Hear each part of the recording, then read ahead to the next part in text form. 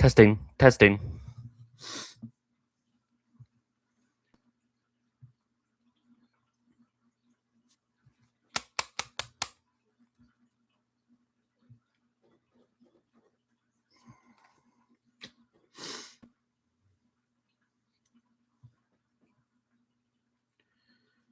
Hey there, Jess. Good to see you here. Just wanting to see if anyone shows up before we start the stream.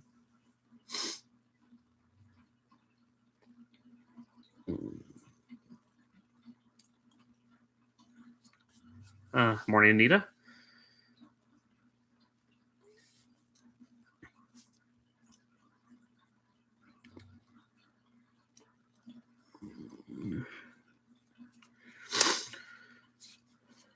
All right. I guess okay. We're a minute in. I guess we'll go and get started. So, welcome back to another Disney Watch-along, and today we're finally entering the Disney Renaissance after all this time. After going through the dark age that was the 70s to the majority of the 80s, we're finally made it to what most people would consider the peak era for Disney. Like, this is about as good as Disney's ever gotten. And the film that started it all was The Little Mermaid from 1989, a movie that has always been very special to me, and I think it's been special for a lot of people. And yet nowadays, it's regarded as nowadays, I guess you could say, it's one of the more misunderstood films for reasons we will get into later as we go through this film. But nonetheless, it's definitely a film I've always been attached to as a kid. So we'll see if this film, after all these years, if it still holds up. So let me just go ahead and turn this on. Yeah. Okay, play. Well, that's a cool animation they did. All right. Let's see, is it playing? Yes, I know you said that. This is their 28th film, and the first for, I believe this is most people's favorite era for Disney. So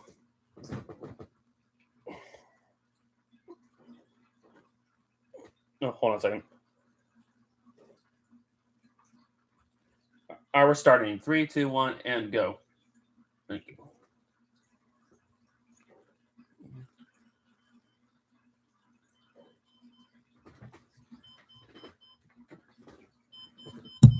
All right.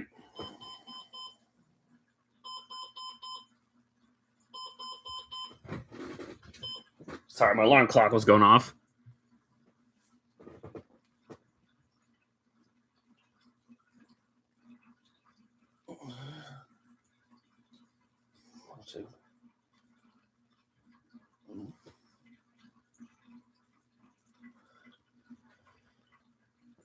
Hold on a second, folks. I'm trying to get this synced up. I have this new thing that these Blu-rays do is when you pause it, it does this thing where okay,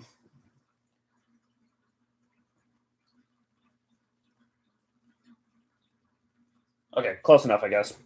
I think this is... All right. Should be close enough to sync, so. All right.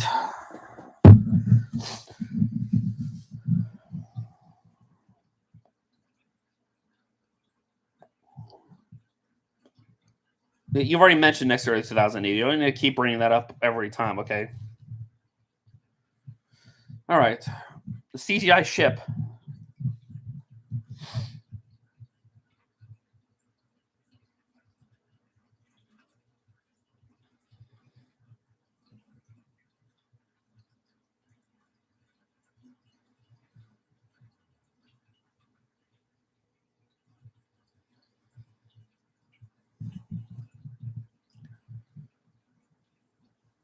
And there's Prince Eric.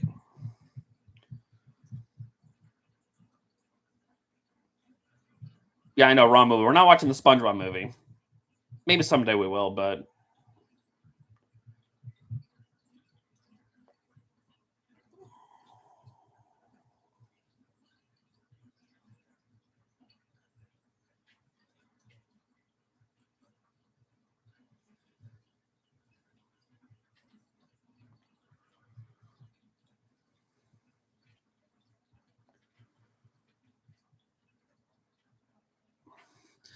yeah, this is Yeah, it seems like a good chunk of well, at least the big four of the Disney Renaissance film became brought stage musicals, being this, being The Beast, Aladdin, Lion King.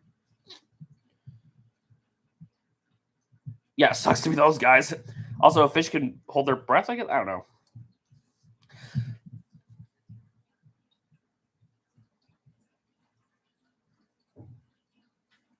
Yeah, but for 1989, this animation still looks incredible.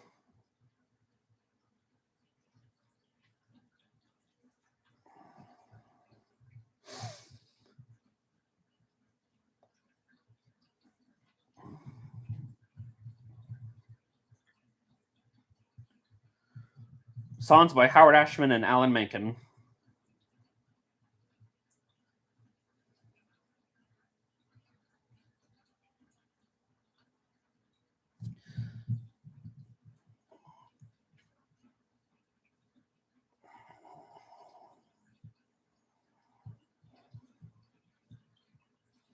Yeah, R.I.P. Howard Ashman. We're gonna see his name a couple more times. Well, actually, more like one more time, I think, after this. So, and there's Atlantica.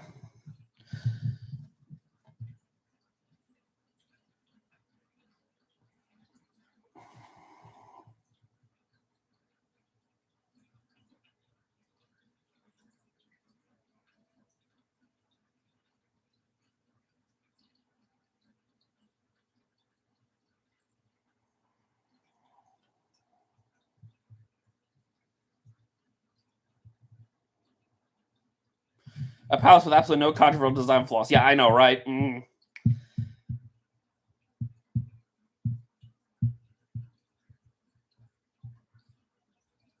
Yeah, that makes sense. So the voice actor of Eric would later do the Prince and the Cinderella sequels. And no one gives a damn about Sebastian, or maybe not to the same extent.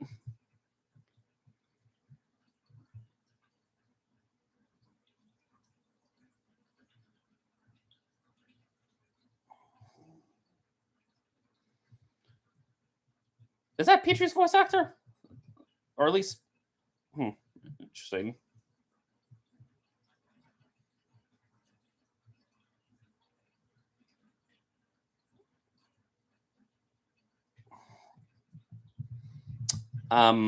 Setup.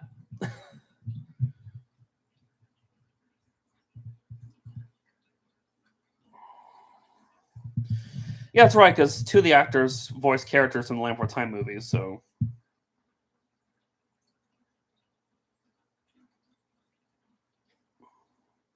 yeah, I've heard that the voice actor Sebastian would later do Kron and Dinosaur, which I always thought was funny.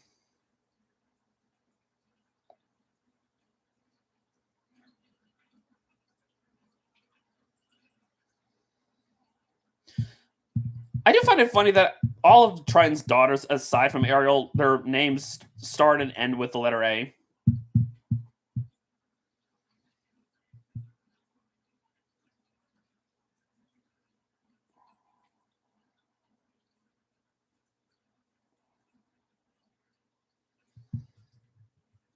Oh dear. You would think Sebastian would have checked to make sure Ariel was in her place before starting this. Just saying. I know, right? Was charged backstage.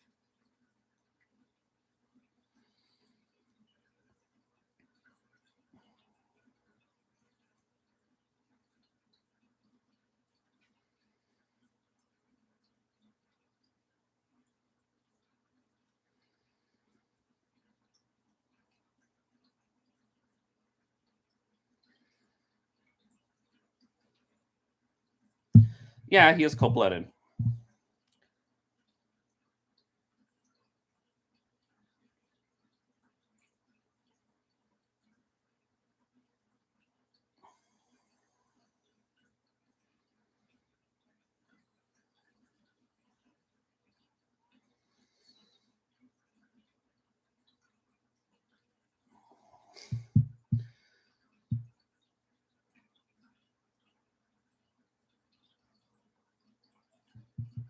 I know, right? How could Ariel fit through the hole but Flounder can't? Like, unless Ariel really is that skinny, like, damn woman, like eat something.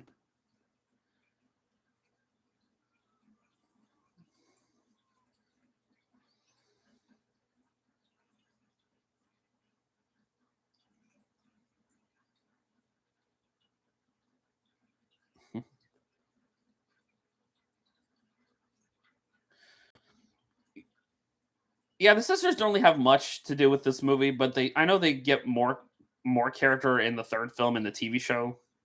I do remember the TV show quite fondly.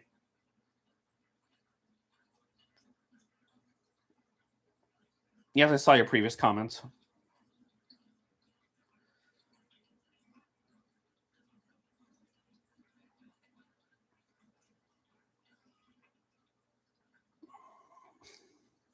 Yep.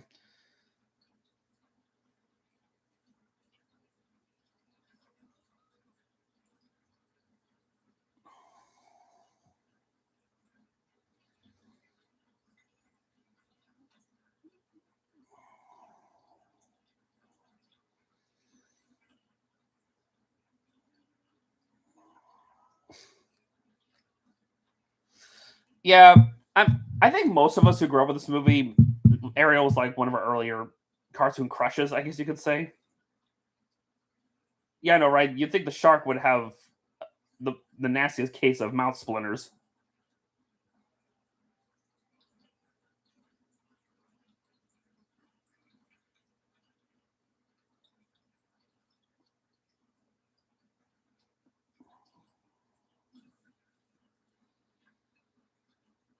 And we introduced the Scuttle.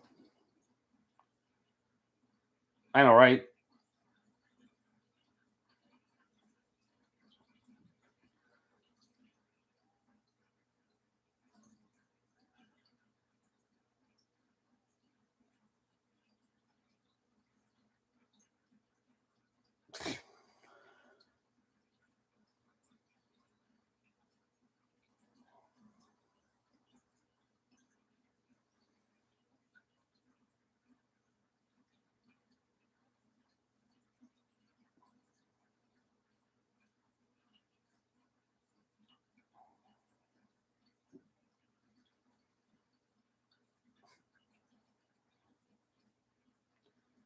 Buddy Hackett.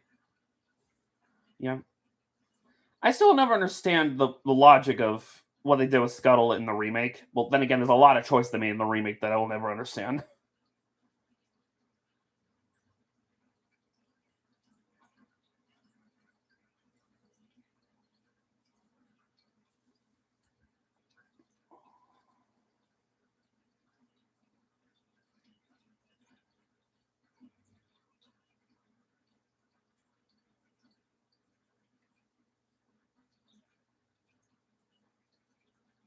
I think most people prefer this over what the 2023 remake, which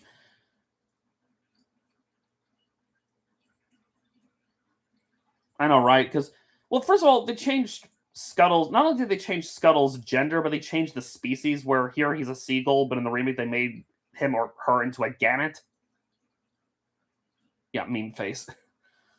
And the reason they made him a gannet is they could dive underwater and meet Ariel there because apparently in the remake Ariel's never been in the surface world, which kind of goes against the point of her character in this original. And we get our villain. Everyone's, I think most people's favorite Disney animated classic villain, Ursula.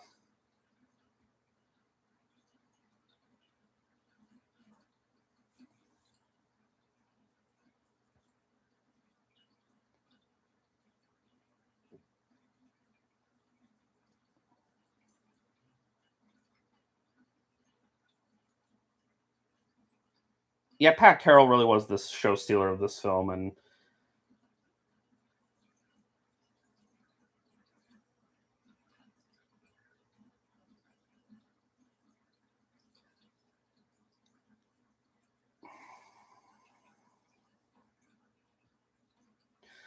yeah, Pat Carroll, you are definitely missed.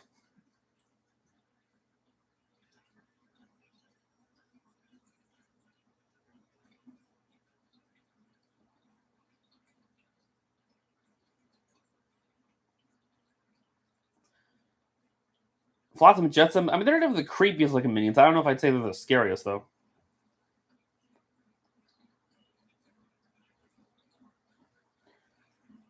Sebastian, isn't this partly on your fault to make sure Ariel wasn't there at the the musical, whatever you call it?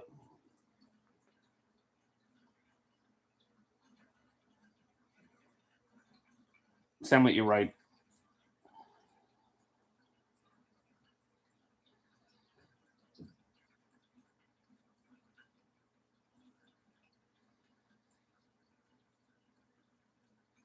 I mean, that's you in a nutshell, Sebastian.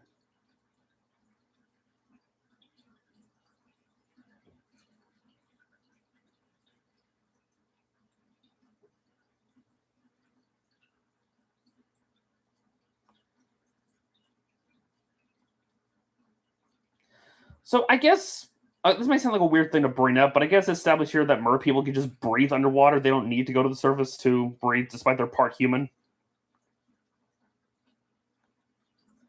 Yeah, I know, right?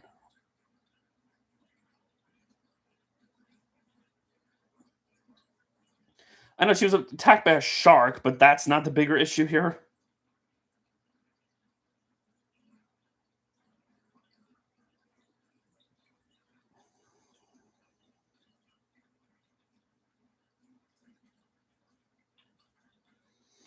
I mean, I guess.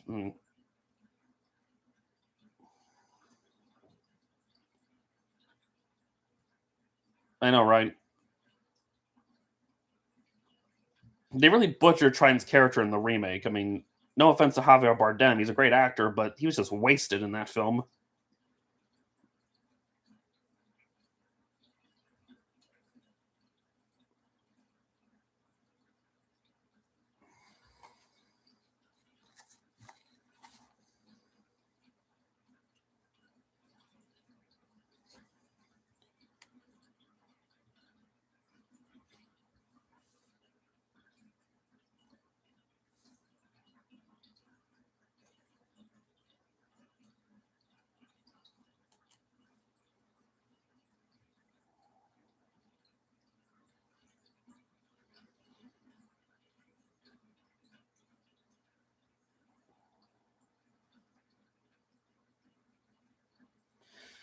I know, right? I think everyone could agree that Joni Benson was just consider hard out in this film, and I remember I had the VHS of this movie, and the VHS I owned was like a special edition where I guess, the end credits they showed Jodie Benson like singing it, like just on the beach and all. It's quite beautiful.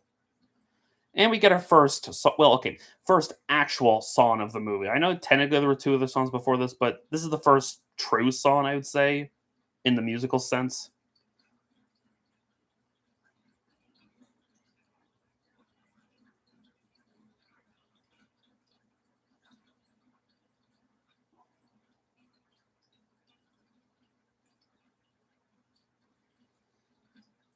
Katzberg tried to take it from us. Wait, he tried to take the song out or something? Or I'll be honest, I know about Jeffrey Katzberg. I don't know the full history. I just know that he is kind of a mixed bag character. Like he did a lot of good for Disney, but he also did mostly a lot of not so bright decisions.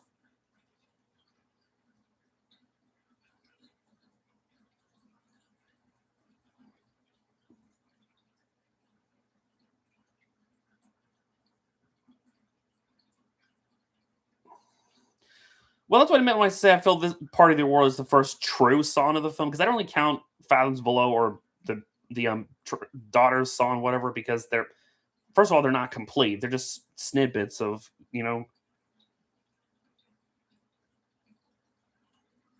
wasn't worth keeping it. I don't know why because the song explains so much about Ariel's character and what she wants.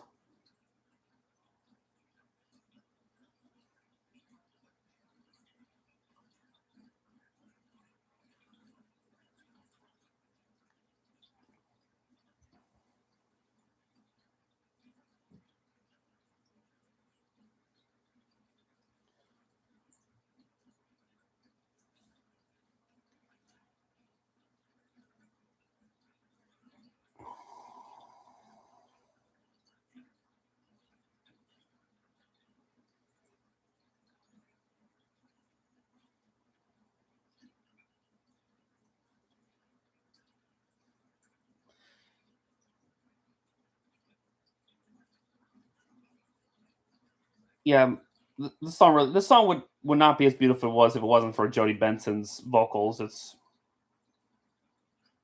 mm, yeah, not quite.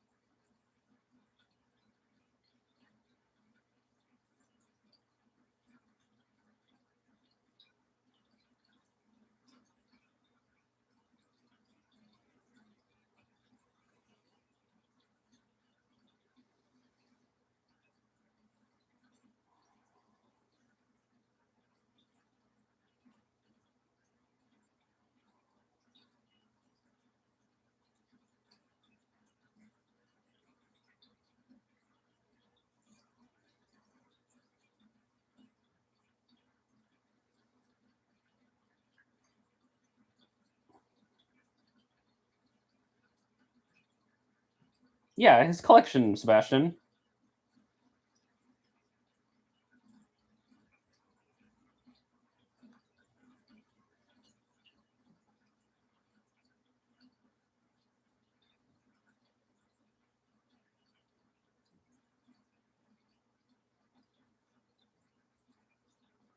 Yes, ninjas get stitches, Sebastian. And now it's the surface world, where it sees a party going on a ship.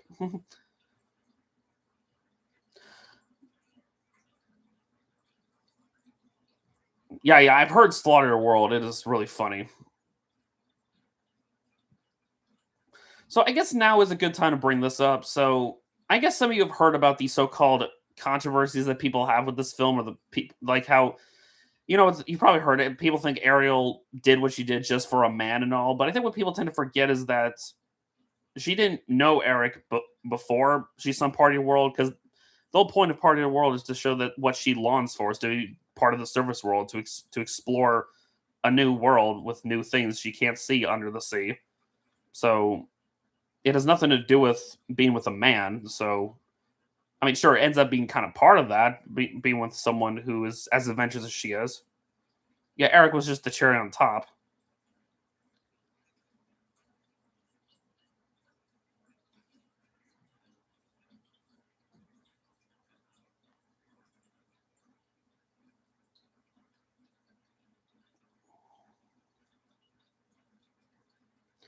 And I was like, can you really blame Ariel for falling in love with Eric at first sight? I mean, he's adventurous, he's handsome, he loves animals. It's like, I mean, who wouldn't fall in love with him?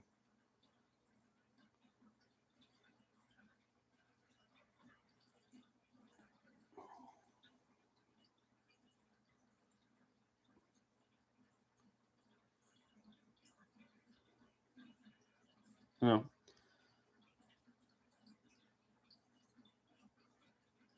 never seen a human this close before. I guess we're gonna take. Well, okay, obviously this came out before the TV show was released, because I remember there were a couple episodes she was somewhat close to humans. Very brave and strong too. Yeah.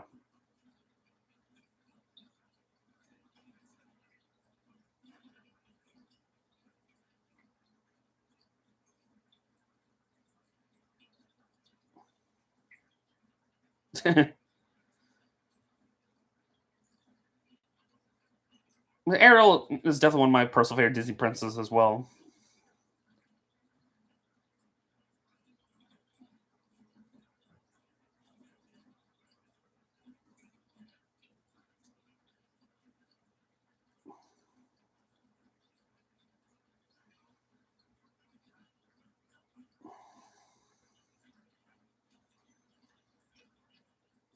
Yeah, I remember that episode. It was the one where I guess it's something about everyone thought a boot was some kind of dangerous weapon. Even the evil Manta tried to use it, only for Ariel to learn that boots are just something that humans wear.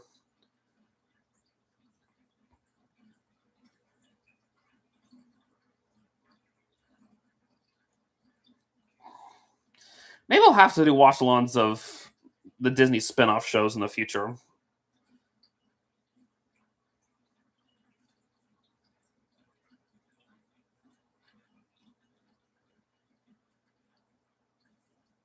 And now a hurricane starts. Great.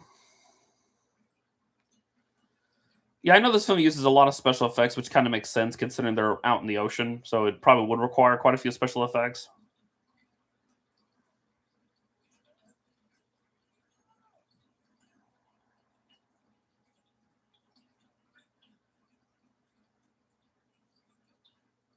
Well, Pinocchio and Fantasia came out long before effects like this would have been used, so they had to use different effects.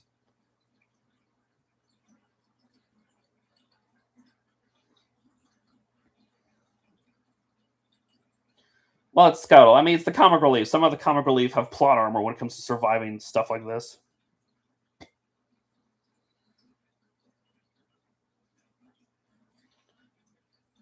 And there's fire for you, Ariel. And you see how destructive it could really be.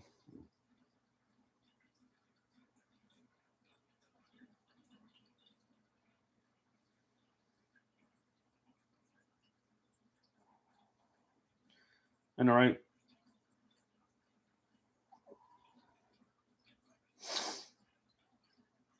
And this right here shows how brave Eric is. Like he's on the boat, but he goes back to save Max. It's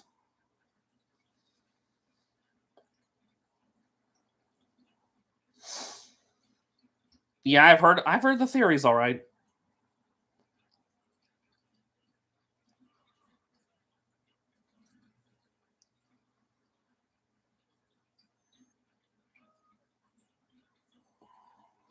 and now Eric is stuck. Oh dear.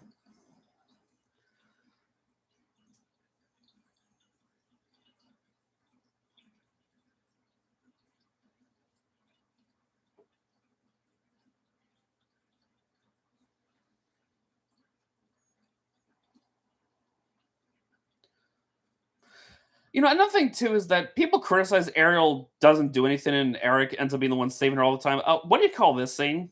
Because I don't know about you, but it looks like here she's the one that saves him. So just saying.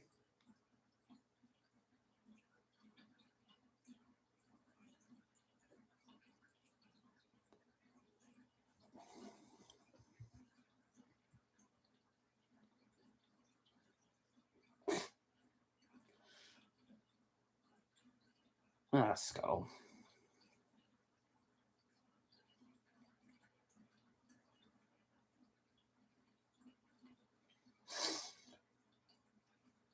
Yeah, explain more when we get to the moment, but it's called an IOU.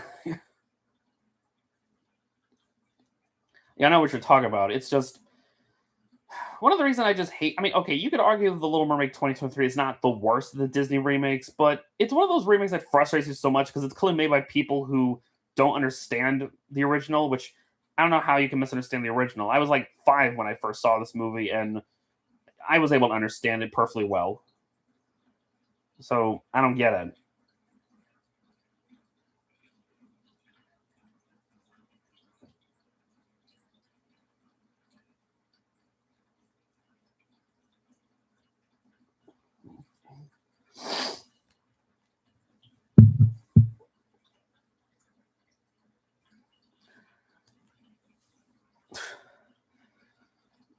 Yeah, but most of us would love to wake up seeing that angelic voice and hear that voice. The first thing we wake up.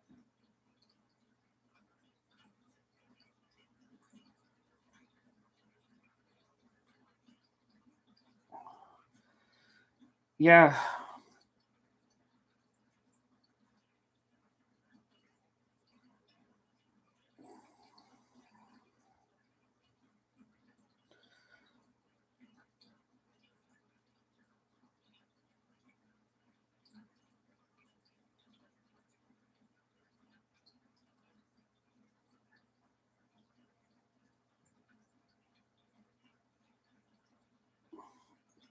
and they don't hear us singing.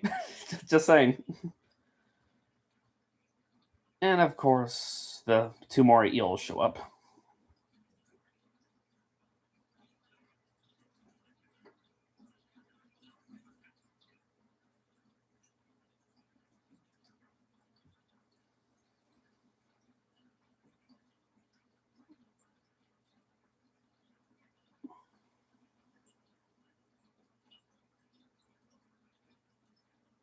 Same day as All Looks Good to Heaven, huh? Yeah, well, clearly this movie was the bigger hit, I imagine.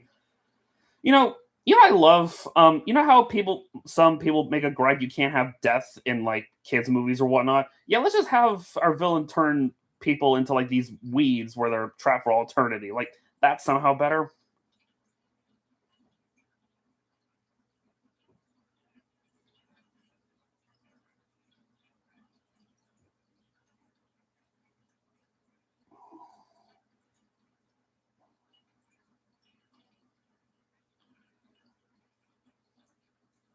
Yeah, she got bit by the love fish.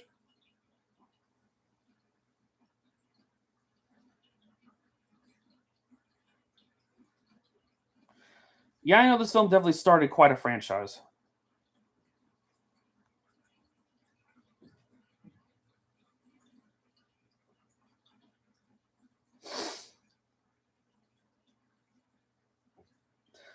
Yeah, that's the last appearance of her sister. Well, until the end, I guess. But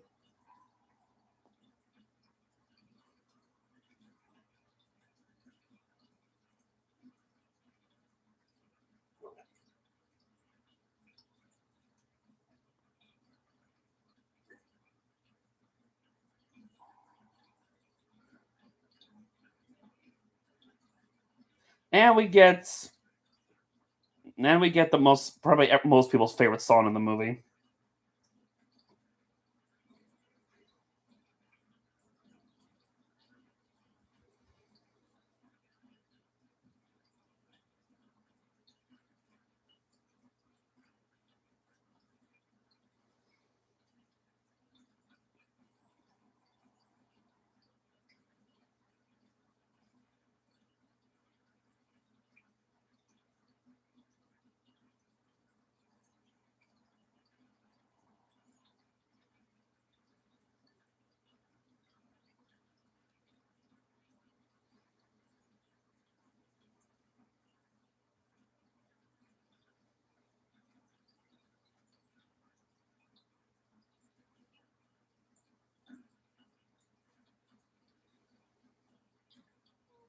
Yeah,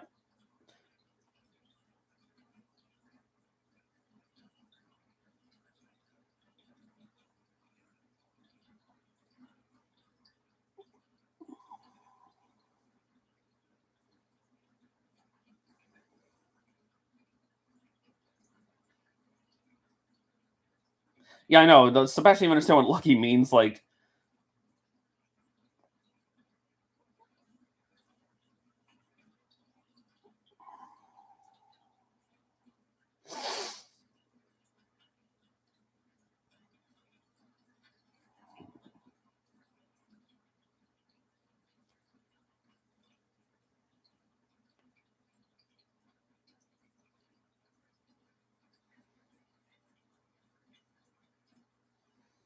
was that a Seinfeld like beat they just played there?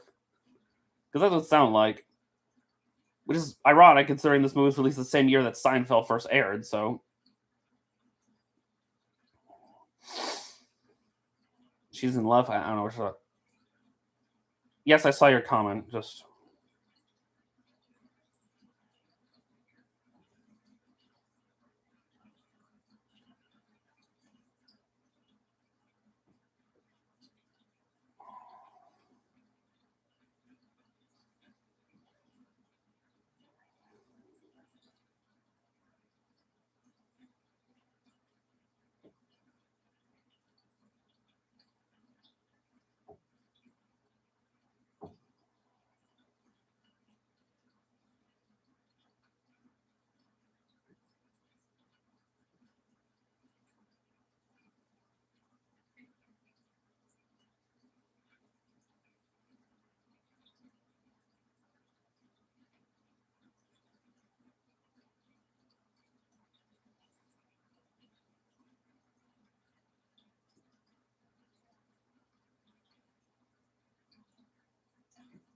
and of course she's gone.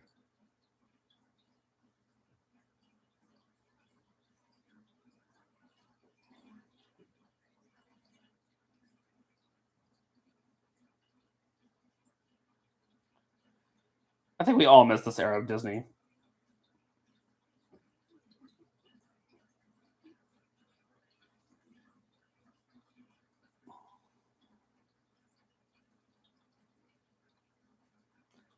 Sebastian, you're screwed.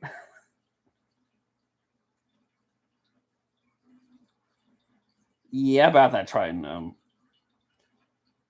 Yeah, I know you mentioned the Disney MGM Studios opened. You know.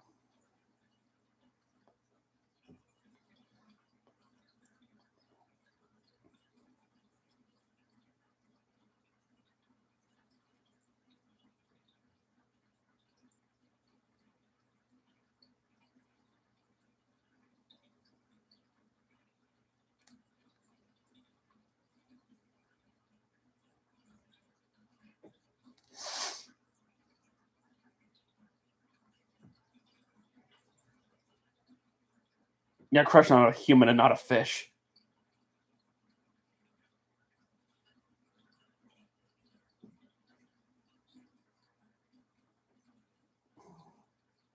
That's just Ariel every day.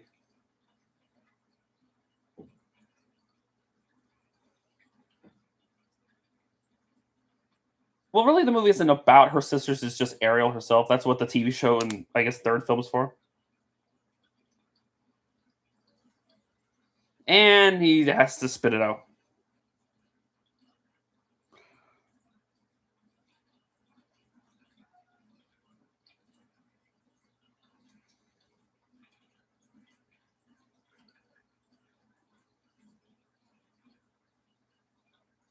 Ah, jeez.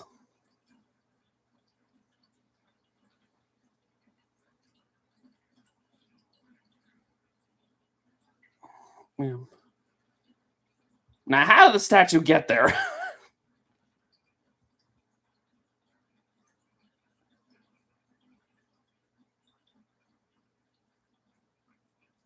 Yeah.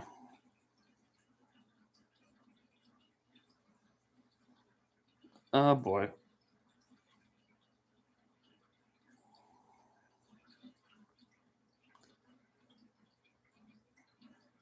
I'm assuming perfect landing, but even then,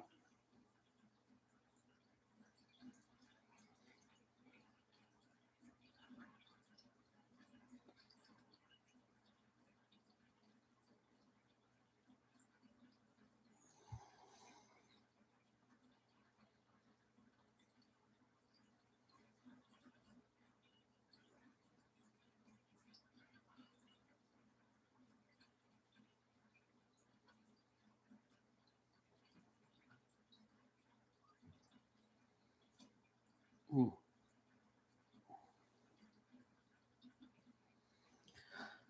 Yeah, I'm just gonna say it. This scene kind of messed me up a little as a kid because I think most. It just seems like people always talk about traumatizing moments in Disney films. Yeah, what about this scene?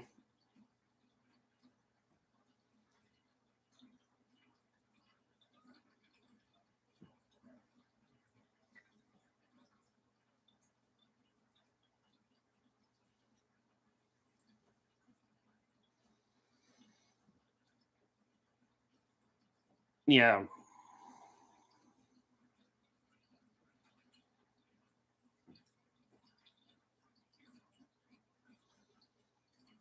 and you can tell from that scene where Triton does feel bad, feel like feel bad for what he did, but at the same time he feels it's what's best for her, even though it was going way too far.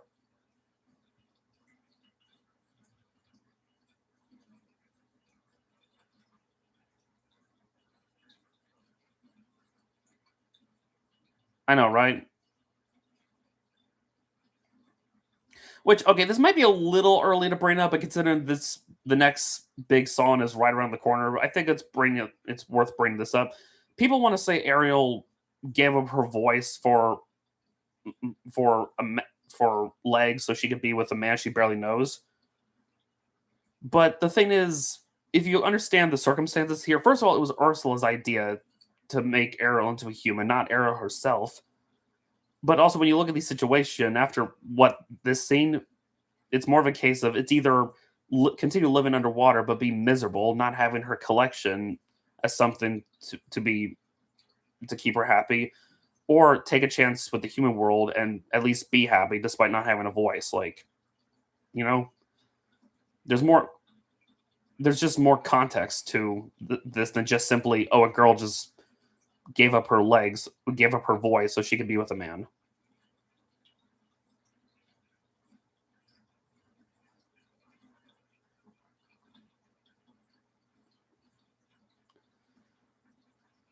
I think Ursula is most people's favorite Disney villains, and for a good reason.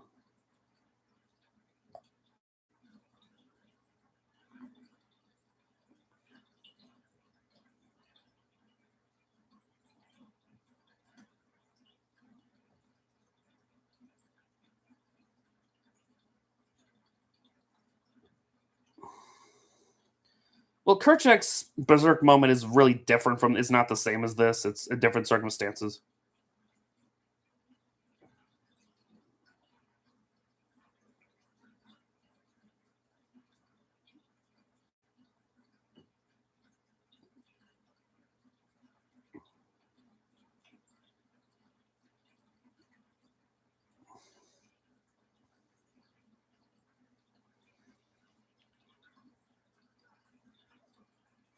Now here's my question: what sea skeleton does Ursula live inside? Like, what sea monster is that? Like a leviathan?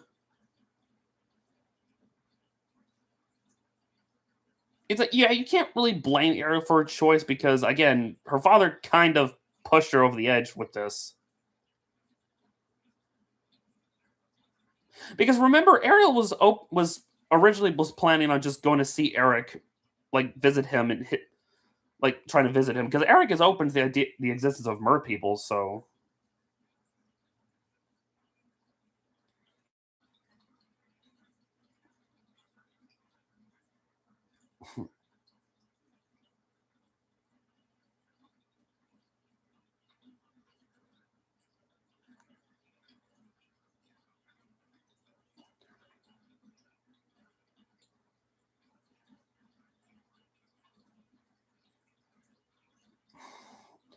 like the moment Ariel saw those weed people, souls, whatever, shouldn't that be a red flag already?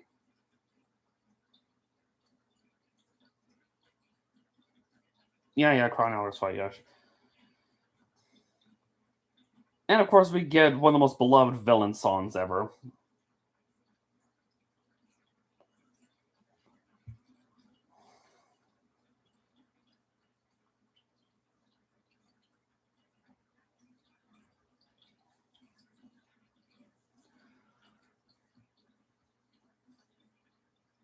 Yeah, it's definitely. I'd say this between this, Be Prepared, and Hellfire up there's some of the best Disney villain songs.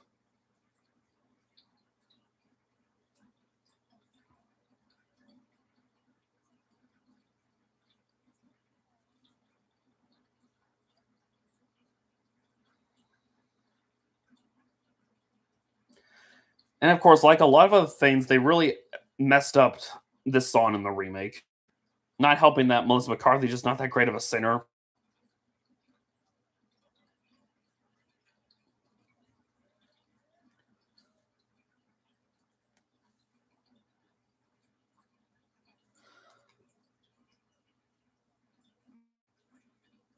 And I think we all miss Pat Carroll. Pat Carroll.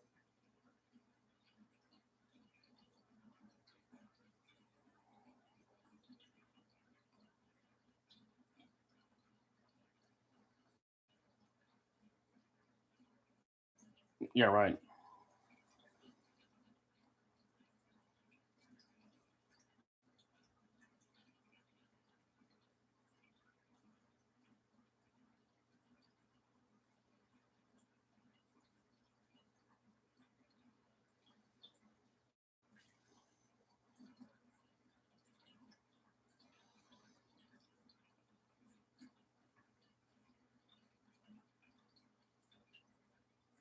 Yeah, no substitution exchanges or refunds. I mean, Ursula at least is specific that it can't just be any kiss; it has to be a kiss of true love.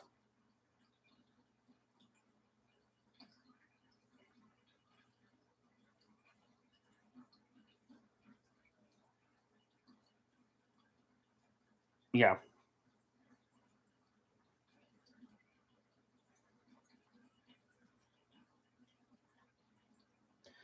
and that's another thing too. Ariel isn't immediately jumping to this opportunity. She realizes that she'll never be with her family again. So she still loves them despite they don't understand her. So again, people tend to overlook that little detail.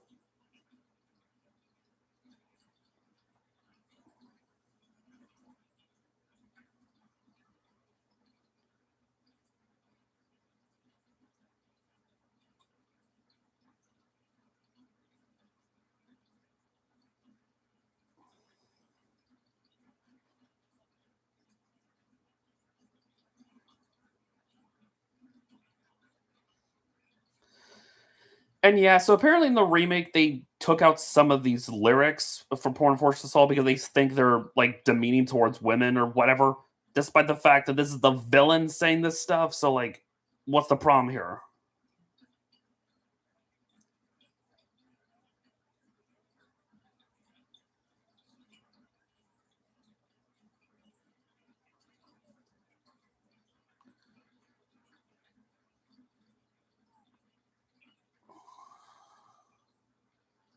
I know, right? Like, That's the thing. Are villains just not allowed to be villains nowadays? Because I hear this all the time in social media, where when a villain does something evil or whatever, people complain about it.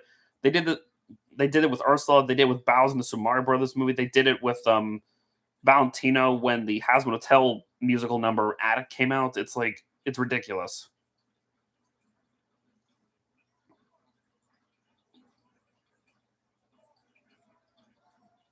Well, Lady and the Tramp remake, that's kind of a different circumstance.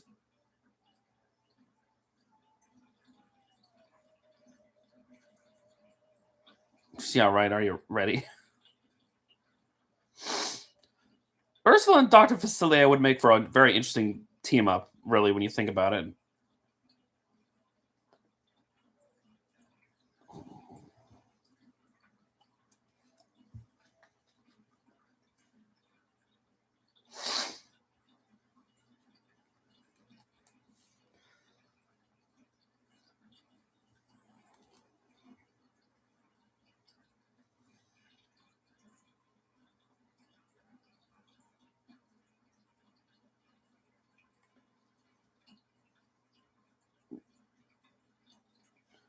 Yeah, I know, right? At least she kept her ton, unlike in the original fairy tale.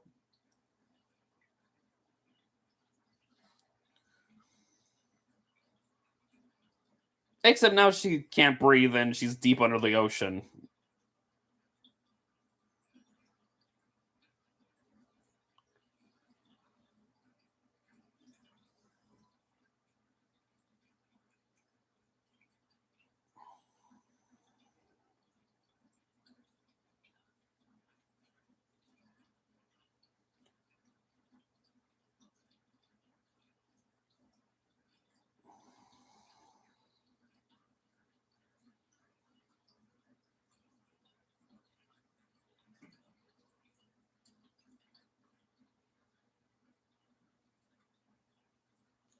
Don't worry, Eric. You won't have long to wait.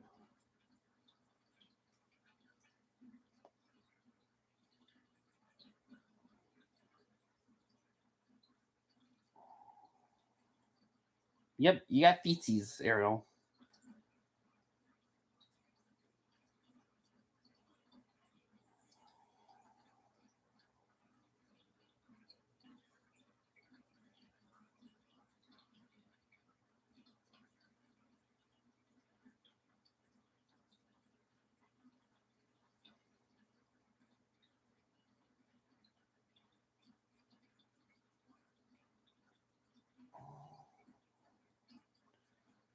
Yeah, the hair's a little different considering that she's on land now.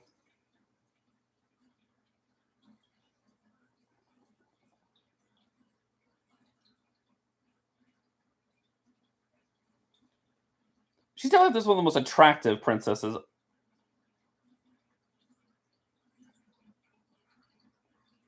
Yeah, she needs to get used to walking. That was the thing.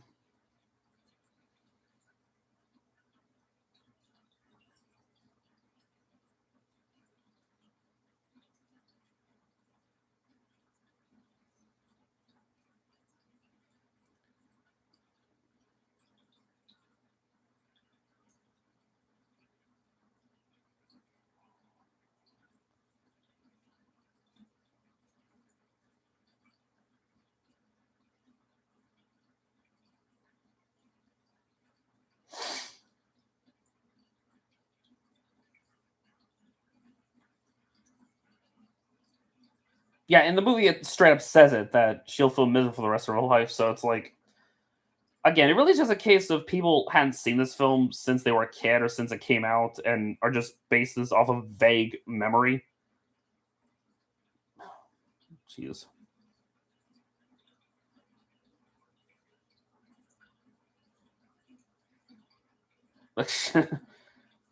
At least Scuttle believes in modesty, so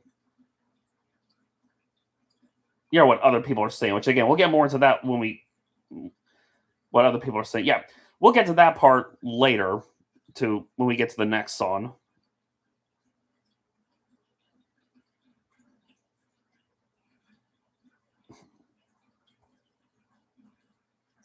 Yeah, put some clothes on, but the animals can have an easier time. This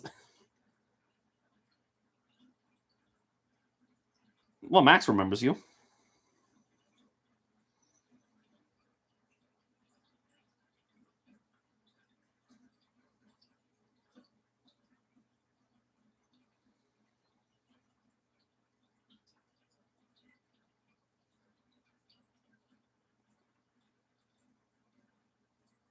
Yeah, nice wolf whistle, Scuttle.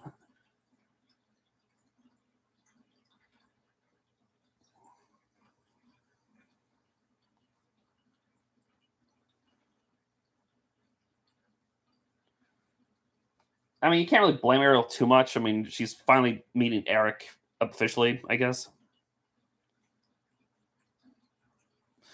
You know, for some people ask the question, why doesn't Ariel just write her name in the sand or whatever? But like, you could make the argument that Ariel that idea never crossed her mind because maybe she didn't know that they have the same writing language or whatever you want to call it. I mean, because they have, she might think they don't have the same culture. I mean, just saying.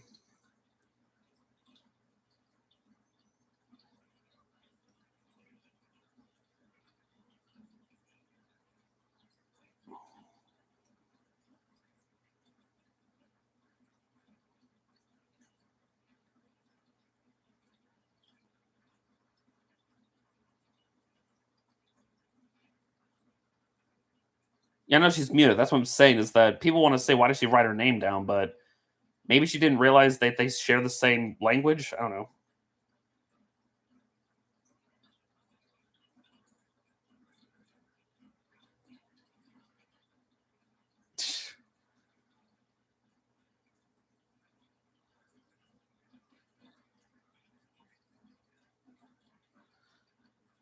Oh, Sebastian, what have you landed yourself into?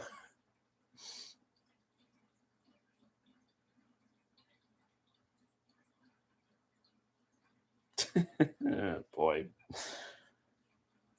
It's not Red Lobster, but might be the closest thing to their version.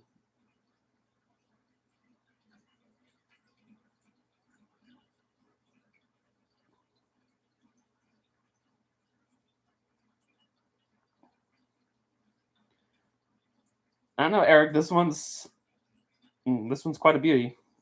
Yeah, only without the biscuits.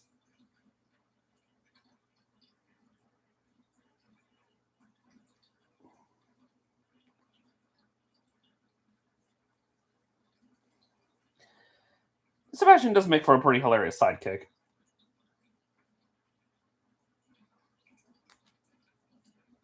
I know, right? She's one in a million. Like, come on, Eric. I mean, she may not be able to talk, but she's still beautiful. I mean, just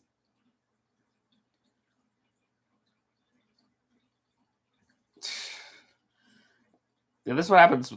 I don't know. Just yeah, that's why you don't listen to Scuttle.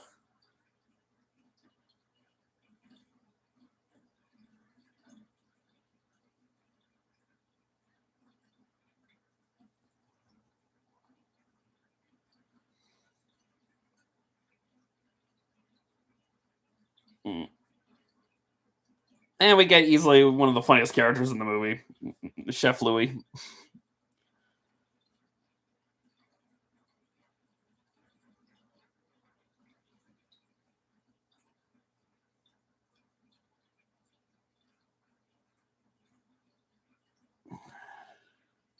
Yeah, well, they don't know she's a mermaid. That's the thing.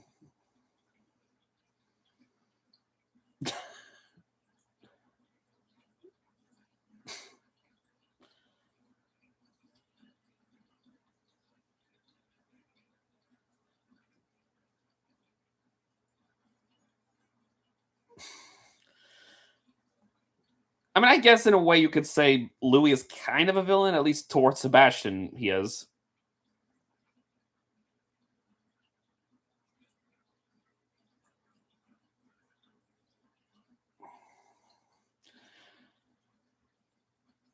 Yeah, this basically turns into from a crowd's point of view, this is like a snuff film.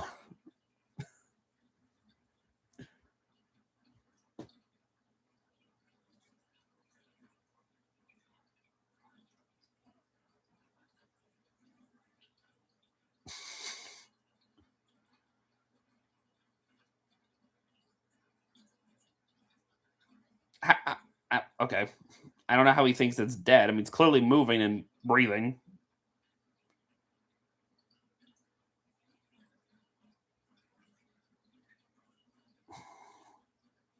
I know, right?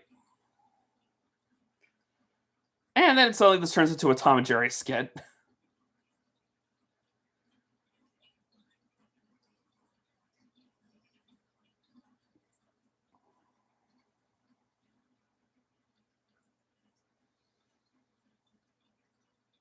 I know, right?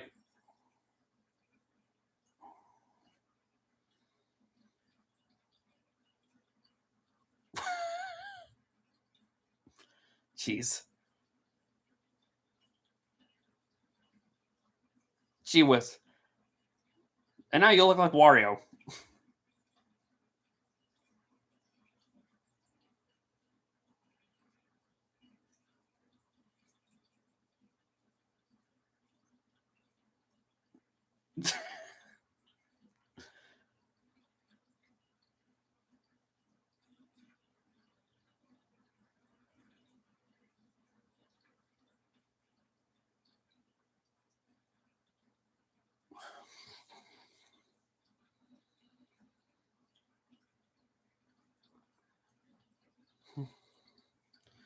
Yeah. Give this movie some credit too, is that unlike past Disney romance films, at least Ariel and Eric, they do have more time together. I mean, sure, it's still a couple days, but I mean, it's something. Yeah, Grim, don't make people go outside. That's where the people are.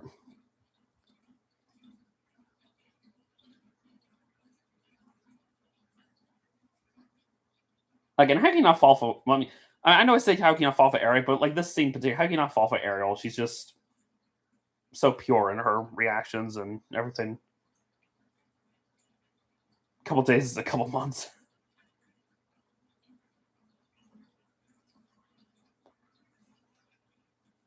Also, apparently, Chef Louis is voiced. I can't remember the actor's name, but he's voiced by the same actor who would play a character from Star Trek Deep Space Nine. For anyone out there who watches Star Trek,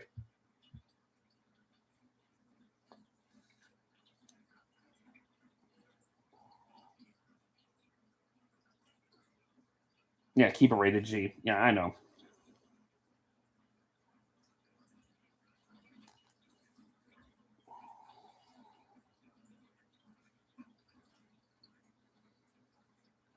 Yeah, Rene Aber Jones, however you say his name. Yeah, he played Odo, I think was his name from Deep Space Nine.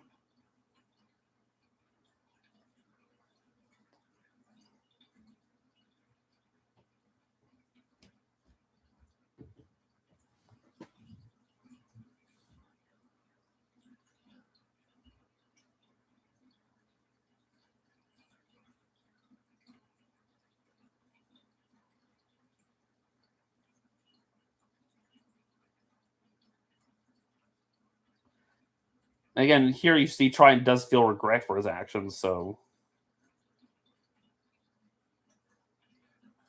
yes, I mean, fish have to hate Ariel. They won't be able to sleep until they find her.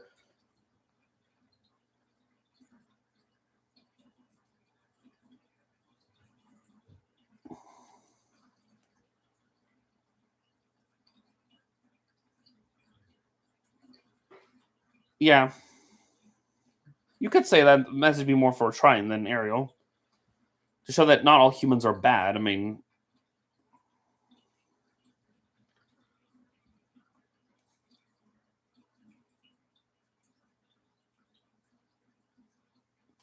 this whole scene is really sweet when you look at them. They're having just a date together, you know.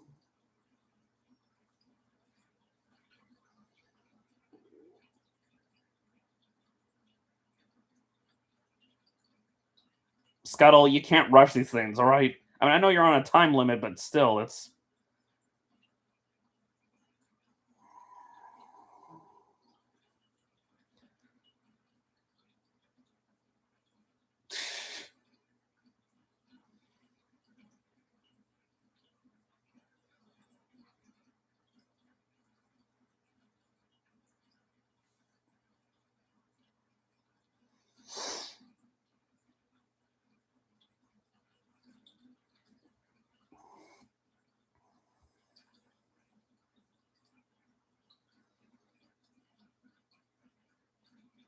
because he's still thinking about the girl with the beautiful voice. And I guess he does. I don't know.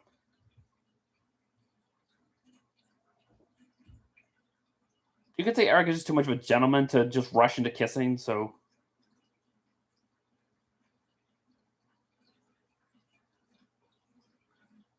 yeah, maybe it's a good thing Scuttle doesn't have his own music number in this film, unlike in the remake.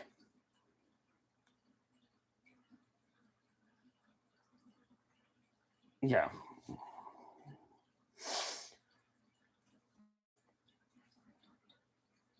And we get the last song of the movie. And the one that people like to make a big fuss over for really nothing. Now, your favorite song, huh? Yeah, I bet you hated that they butchered this song in the remake. Maybe not as hard as Poor Fortune Souls, but still, it's they did remove some lyrics.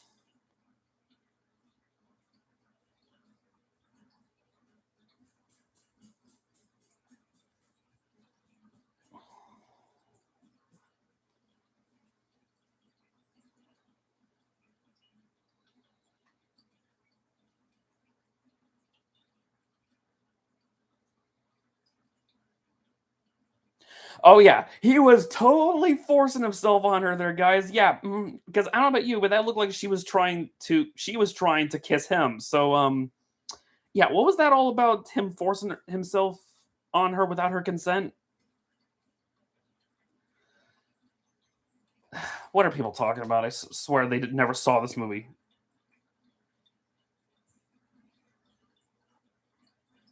I think that's really the problem with people. Like, if you're that concerned about non-consensual stuff happening, I think that says more about you than the people who made this movie.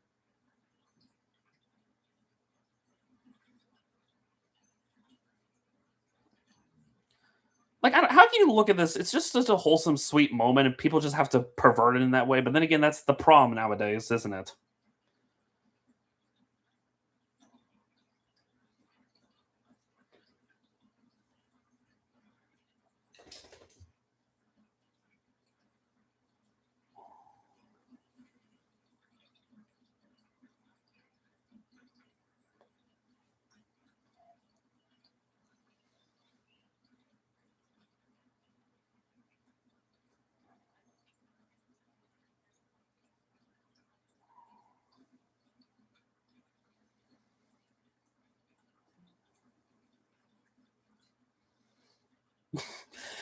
Scuttle, annoying to the characters, not to the audience.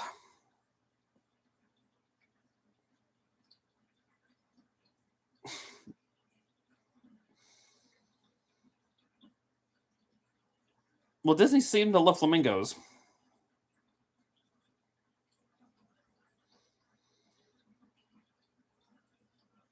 and the eels just have to ruin the moment.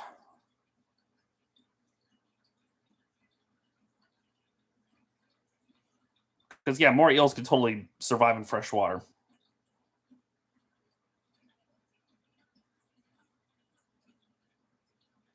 And and again, this scene proves that Ursula doesn't know anything about true love and romance. Because like, it clearly Eric doesn't cares less about her appearance and more just her personality. So even though she's not able to speak, typical villain stuff. Villains who don't understand romance. Yeah, true. I've forgotten the third movie. The villain there has electric eels, even though they don't look anything like real electric eels.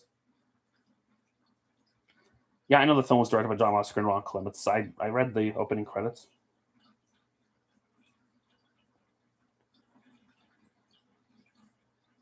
How did Ursula get to the surface in her new human form? Who knows? With her magic, she probably was able to pull something off.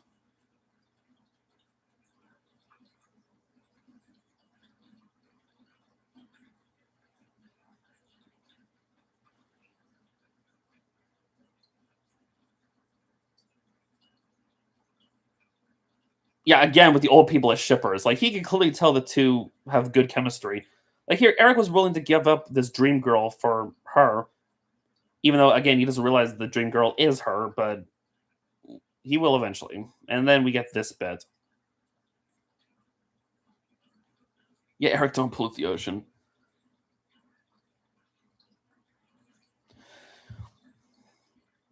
And people want to complain about Eric fearing Ariel being taken advantage of by Eric. What about this part where Eric is being mind controlled by the villain? Like, but then again, I guess people don't give a damn when it's the man that's being under, you know.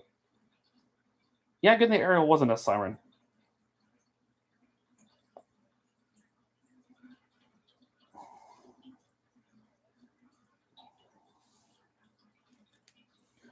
Good thing Scuttle didn't have a song during this part of the film, right?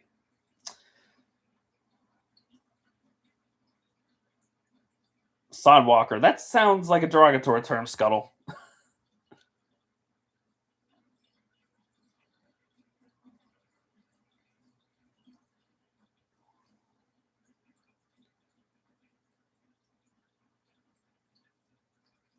Yeah, those stairs are CGI. And we get this bit.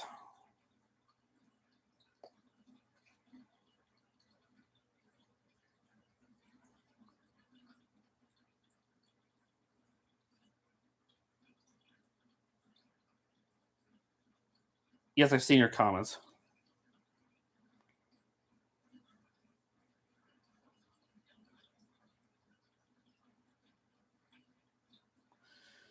I get Ariel's heartbroken to this scene, but does she not? Can she not sense there's something suspicious about this woman? Like, why would Eric immediately go for a woman that I don't know? Just saying.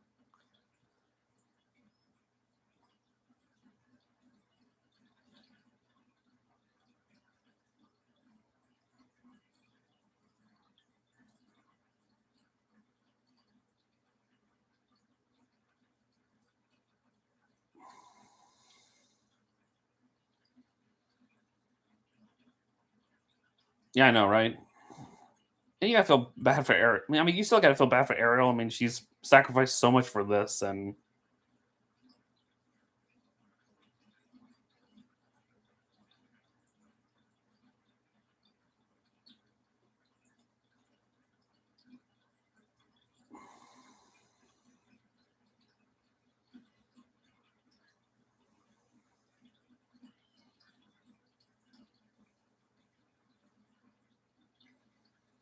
Scuttle sees the truth.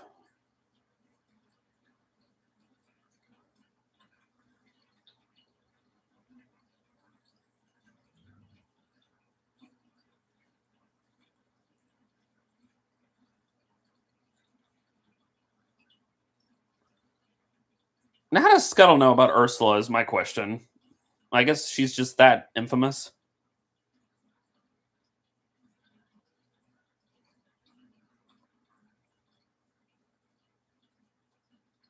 Scuttle, well, not Scuttle. Sebastian.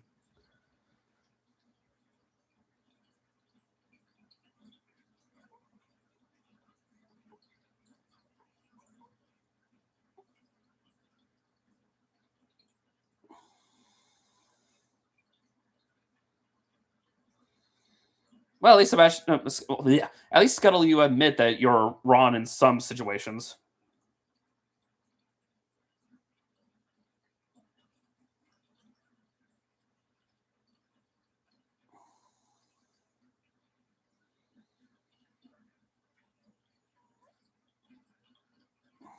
Yeah, fun. You haven't really done anything for like a long time.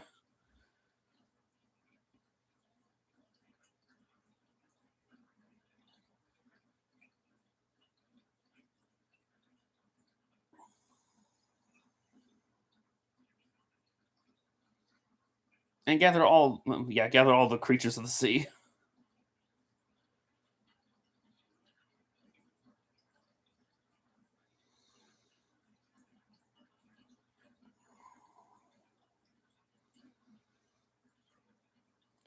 Like, even Max senses there's something wrong with this woman.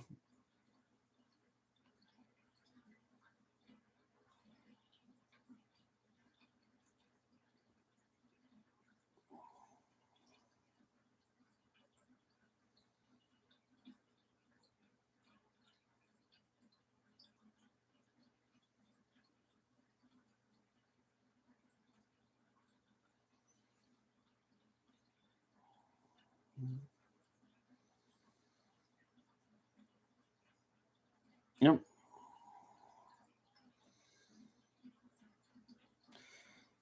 Um, okay, if you're referring what I think you're referring to regarding the knees, I mean, at least the version I hear, it's been cut out. Mm.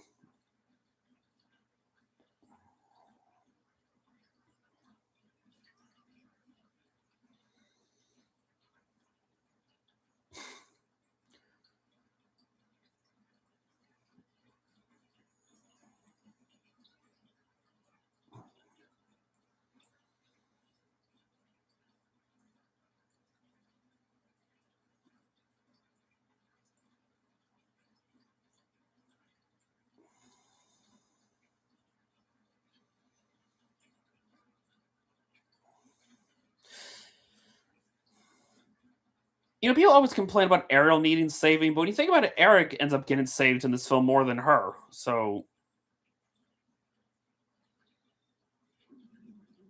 you know,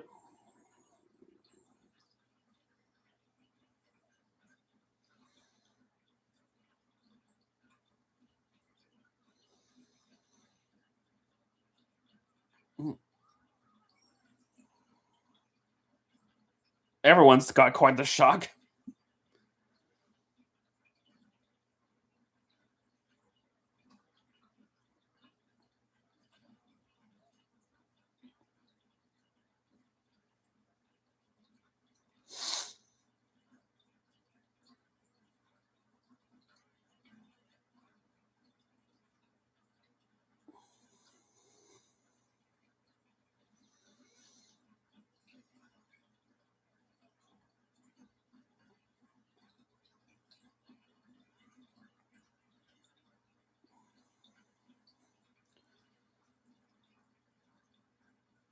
Yeah, you gotta read the fine print.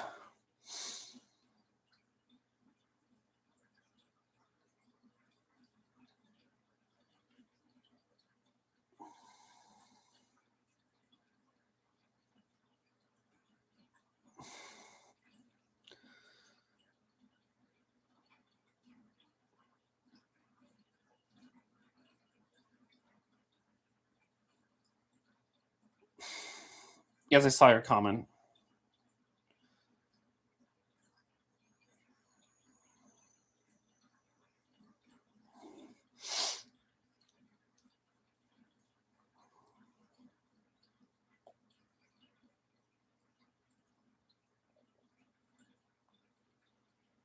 Yes, you got her voice back, but now at what cost?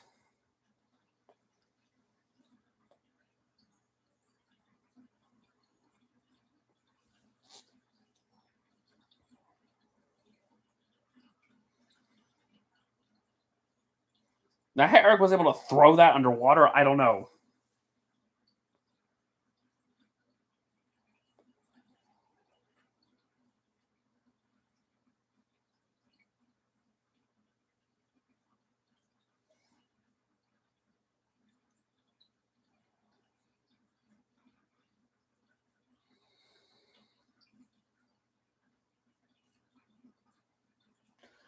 And here, Ariel ended up saving Eric again, but having Ursula shoot her eels and not him.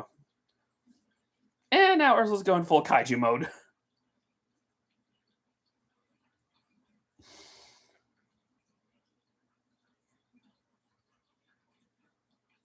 Yeah, she does succeed in her goal, but only for a couple minutes. And yeah, both her and her minions die, just like in the previous Disney film.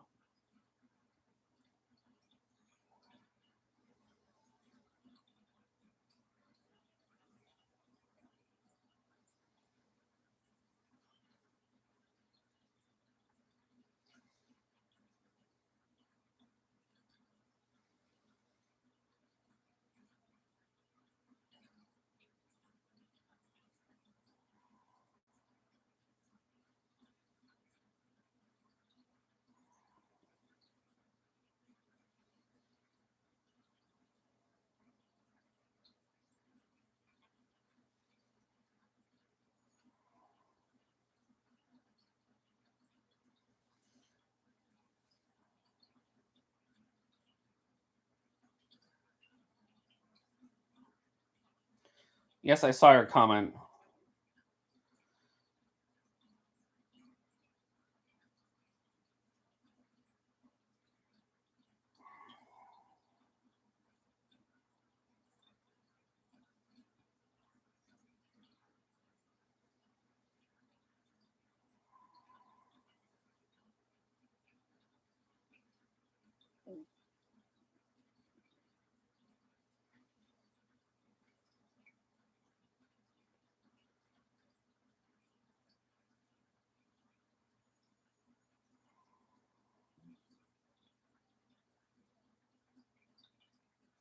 Yep.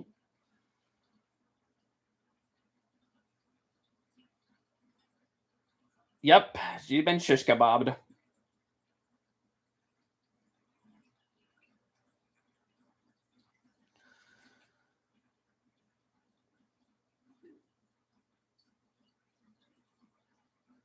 Yeah, that's the thing a lot of these people who complain about these originals don't understand because love is a partnership. You both benefit from each other.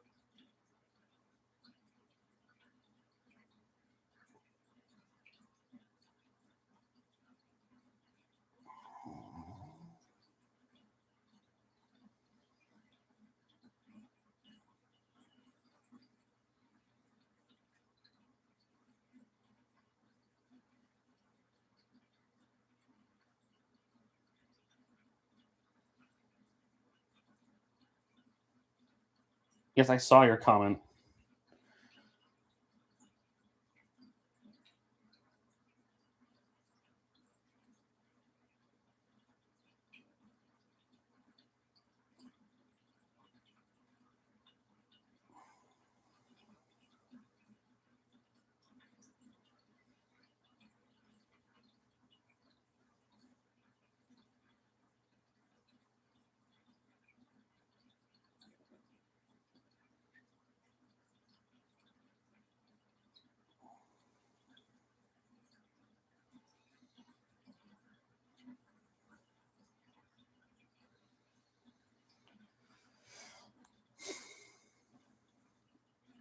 Gosh, what a scene! Seeing a beautiful girl like that come out of the ocean in that beautiful dress.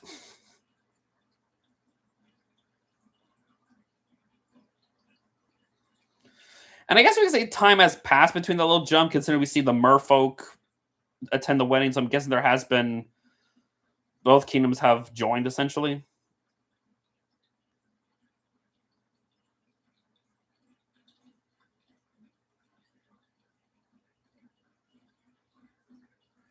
And one more fight between Sebastian and Louis.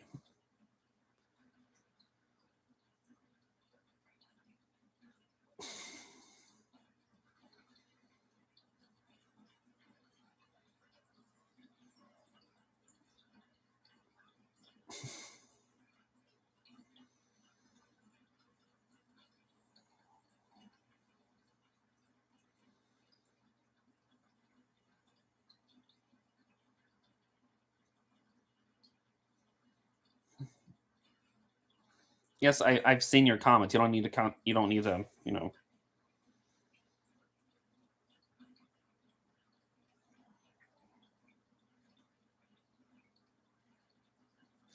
So try and now learns that there are good humans out there. That they're not all the same.